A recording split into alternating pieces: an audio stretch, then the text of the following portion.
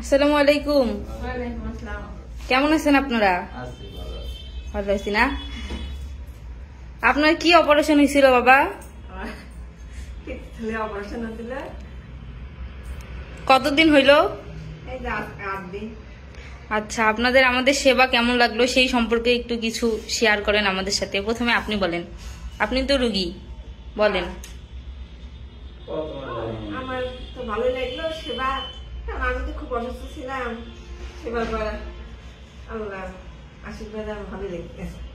আমাদের সবকিছু আপনাদের ভালো লাগছে তো না? ভালোই লাগছে। আপনি রোগীর কি হবেন? তার হাজবেন্ড।